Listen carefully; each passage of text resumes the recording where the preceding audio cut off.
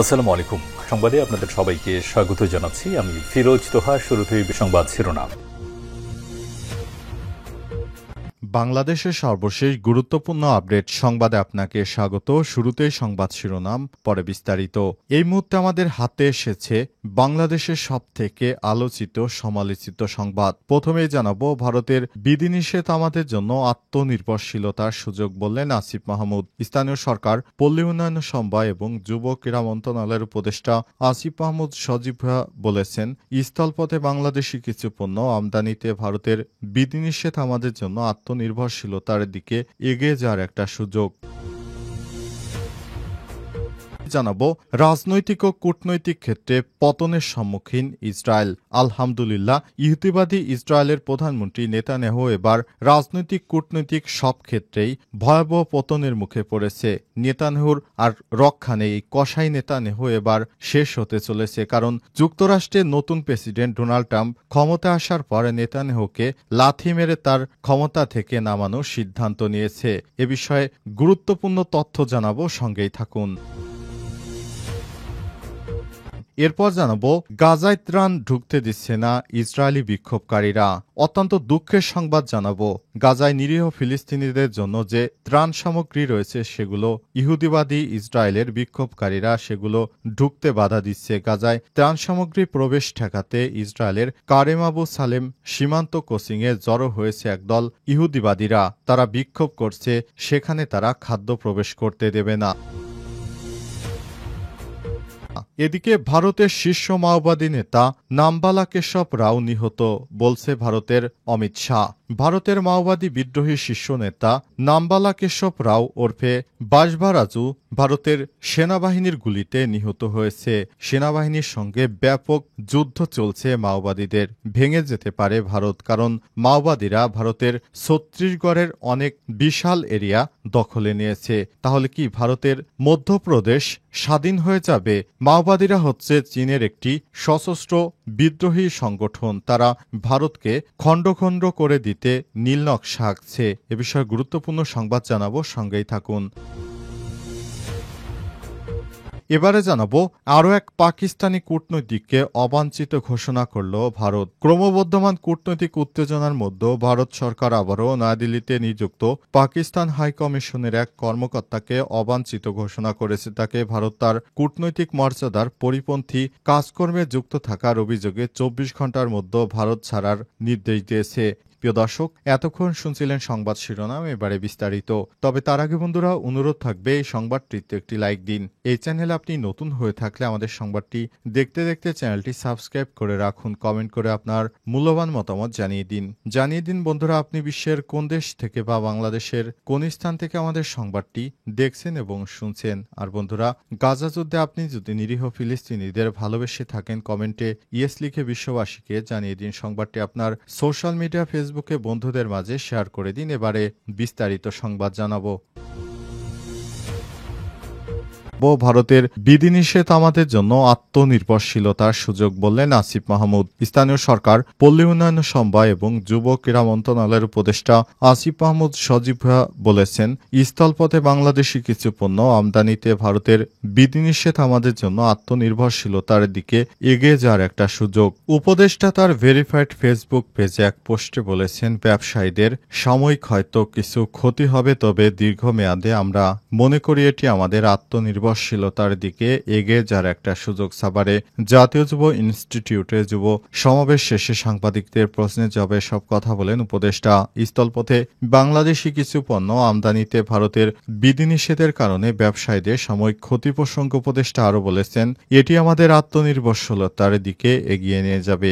অপর এক পোস্টে উপদেষ্টা আসিফ মাহমুদ বলেছেন, স্টারলিংকের মাধ্যমে বাংলাদেশের টেলিযোগাযোগ খাতে একটি বৈপ্লবিক পরিবর্তন আসতে পারে, বিশেষত দেশের প্রত্যন্ত এবং দুর্গম এলাকাগুলোতে যেখানে অপটিক্যাল ফাইবার সংযোগ পৌঁছায়নি, সেখানে দ্রুতগতির ইন্টারনেট সংযোগ পৌঁছে দেওয়া সম্ভব তৈরি হয়েছে। সুতরাং এইভাবে কাজ করতে থাকলে বাংলাদেশকে এগিয়ে নিয়ে যাওয়া সম্ভব বলে মনে করেন এই উপদেষ্টা। তিনি আরো বলেন, আমরা তথ্য প্রযুক্তি খাতকে যেন ভবিষ্যতে আরো সামনের দিকে এগিয়ে নিয়ে যেতে পারি, সেজন্য আমরা কাজ করছি। আমরা চাই নতুন বাংলাদেশ বিনির্মাণ করতে।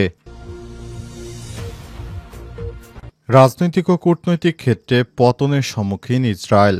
রাজনৈতিক ও কূটনৈতিক ক্ষেত্রে পতনের সম্মুখীন হয়েছে বলে স্বীকার করেছে প্রভাবশালী ইহুদিবাদী গণমাধ্যমের বিশ্লেষকরা। ইরানের সরকারি বার্তা সংস্থা ইরনা জানিয়েছে, ইহুদিবাদী রাজনৈতিক বিশ্লেষক ইয়োসি ফেটার দৈনিক হারেৎজকে এক নিবন্ধনে লিখেছে, ইসরায়েল কূটনৈতিকভাবে ভেঙে পড়েছে এবং এই পতনের মধ্য দিয়ে অভ্যন্তরীণ ব্যর্থতা, অন্তর্বর্তীকালীন বিচ্ছিন্নতা ও দীর্ঘদিনের মিত্রদের সমর্থন হারিয়েছে ইসরায়েল। যুক্তরাষ্ট্রের সর্বশেষ দূত স্টেভ উইটকফের পরিকল্পনার বিরুদ্ধে হামাসের অবস্থানের কারণে ইসরায়েলি প্রধানমন্ত্রী নেতানিয়াহুর ইতিপূর্বে গাজায় মানবিক সাহায্য প্রবেশ বন্ধ করে দিয়েছিল, কিন্তু এখন দুর্ভিক্ষ রোধের অজুহাতে তা প্রবেশে সম্মত হচ্ছে। ইয়োসি ফেটার আরও বলেছেন, ডোনাল্ড ট্রাম্পের ডেপুটি ডিজি ভ্যান্সের ইসরায়েল সফর বাতিল এবং যুদ্ধ অব্যাহত থাকলে নেতানিয়াহুর প্রতি ট্রাম্পের সমর্থন বন্ধ করার হুমকি আমেরিকান ডানপন্থীদের মধ্যে নেতানিয়াহুর সমর্থক মারাত্মকভাবে হ্রাসের ইঙ্গিত দেয়। ফেটার আরও বলেছেন, ফ্রান্স, ব্রিটেন এবং কানাডার যৌথ বিবৃতিতে ইসরায়েলের বিরুদ্ধে পদক্ষেপ গ্রহণের হুমকি দেওয়া হয়েছে এবং তারা তেল আবিব মন্ত্রিসভার কঠোর নিন্দা করেছে। এমনকি জার্মানি, চেক প্রজাতন্ত্র, যারা বরাবরই ইসরায়েলের ঐতিহ্যগত মিত্র ছিল, তারাও বর্তমানে পরিস্থিতি নিয়ে উদ্বেগ প্রকাশ করেছে। ইহুদিবাদী এই বিশ্লেষক বিদ্রূপ করে লিখেছেন, যখন ইসরায়েল রাজনৈতিকভাবে পতনশীল তখনের প্রতিরক্ষামন্ত্রী ইসরায়েল কার্তোস আজারবাইজানে ইউরোভিশন সঙ্গীত প্রতিযোগিতায় ইসরায়েলের প্রতিনিধির দ্বিগুণ সুবিধা পাকে জাতিগত বন্ধুত্বের চিহ্ন হিসেবে উল্লেখ করেছে। ইসরায়েলি কর্মকর্তারা যখন সঙ্গীত প্রতিযোগিতায় ব্যস্ত, তখন ইসরায়েল কূটনৈতিকভাবে বিচ্ছিন্ন হয়ে পড়েছে।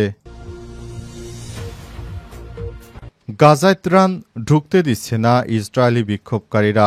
ইহুদিবাদী ইসরায়েলের বিক্ষোভকারীরা যারা নেতানিয়াহুকে সমর্থন করে, তারা গাজা এবং ইসরায়েলের সীমানায় অবস্থান করে বিক্ষোভ প্রদর্শন করছে। তারা জানিয়েছে, আমরা কোনোভাবেই ফিলিস্তিনে ত্রাণ প্রবেশ করতে দেব না। তাদের একটাই দাবি, সেটি হচ্ছে তারা কোনোভাবেই সেখানে ত্রাণ প্রবেশ করতে দিবে না। তারা অজুহাত করে বলছে, তারা নিরীহভাবে ফিলিস্তিনিদেরকে এইভাবে সহযোগিতা করতে দেবে না, কারণ ফিলিস্তিনিদের যে সহযোগিতা করা হয়, এখান থেকেই হামাসকে খাদ্য যোগান দেয়া হতে পারে। তাই কোনোভাবেই হামাস যেন খাদ্য না পায়, তাই সেই ব্যবস্থা নিতে ইসরায়েলের প্রধানমন্ত্রীর প্রতি আহ্বান জানিয়েছে। পাশাপাশি তারা গাজার সীমানা ক্রসিং দিয়ে, সেখানে করিডোর দিয়ে কোনোরূপ খাদ্য যাতে প্রবেশ করতে না পারে, সেখানে ইহুদিবাদীরা বিক্ষোভ শুরু করেছে। বিক্ষোভে তারা বিভিন্ন দেশ থেকে যে ত্রাণের ট্রাকগুলি এসেছে, সেগুলো গাজায় ঢুকতে দেয়া হচ্ছে না, সেখানে তারা সেগুলো আটকে দিয়েছে। এমনিতেই প্রায় 3 মাস ধরে গাজায় কোনো খাদ্য প্রবেশ করতে দিচ্ছে না ইহুদিবাদী নেতানিয়াহুর এই ভয়ঙ্কর সিদ্ধান্তের কারণে নিরীহ ফিলিস্তিনিরা সেখানে না খেয়ে মারা যাচ্ছে। অবস্থায় সেখানে যদি নতুন করে কোনো ত্রাণ ঢুকতে না দেয়, তাহলে সাধারণ মানুষ সেখানে না খেয়ে মারা যাবে। তাদেরকে রক্ষা করার জন্য পৃথিবীর কোনো রাষ্ট্র থেকেই কোনো কেউ সাহায্যের জন্য এগিয়ে আসছে না। অবস্থায় তারা ভয়ানক বিপদে পড়তে চলেছে। এ অবস্থায় তাদেরকে রক্ষা করার মতো কেউ এগিয়ে আসছে না। পুরো মুসলিম বিশ্ব এখন সেদিকে তাকিয়ে আছে, কিন্তু কেউ কোনো কিছু করার সামর্থ্য রাখে না। ভারতের শীর্ষ মাওবাদী নেতা সাম্বালা কেশব রাও অমিত নিহত, বললেন অমিত শাহ। ভারতের মাওবাদী বিদ্রোহীদের শীর্ষ নেতা নাম্বালা কেশব রাও ওরফে বাসভারাজু নিরাপত্তা বাহিনীর অভিযানে নিহত হয়েছে বলে দাবি করেছে দেশটির স্বরাষ্ট্রমন্ত্রী অমিত শাহ। দীর্ঘদিন ধরে চলা এই সশস্ত্র আন্দোলনের ইতিহাসের ঘটনাটি এক গুরুত্বপূর্ণ মোড় হিসেবে বিবেচিত হচ্ছে।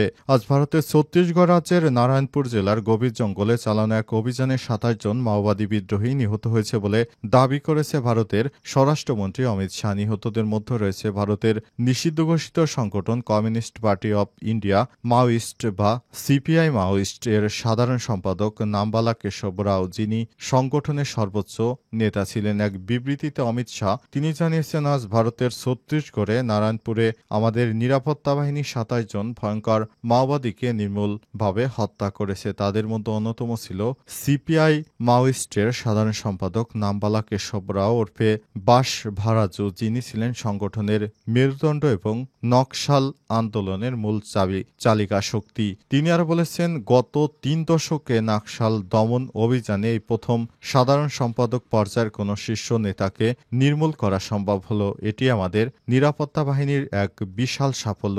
উল্লেখ্য, ভারতে মাওবাদী বিদ্রোহের সূচনা হয়েছিল 1967 সালে জমিদার বিরোধী এক আন্দোলন থেকে। পরে সেটি পরিণত হয় বৃহৎ সশস্ত্র সংঘর্ষে। পর্যন্ত দেশটিতে এই সংঘাতে প্রাণ হারিয়েছে 12,000-এর বেশি সাধারণ মানুষ, যার মধ্যে রয়েছে বিদ্রোহী নিরাপত্তা বাহিনীর সদস্য এবং সাধারণ নাগরিক। তারা ভারতকে বিভিন্ন খণ্ডে খণ্ডে ভাগ করে ফেলতে চায়।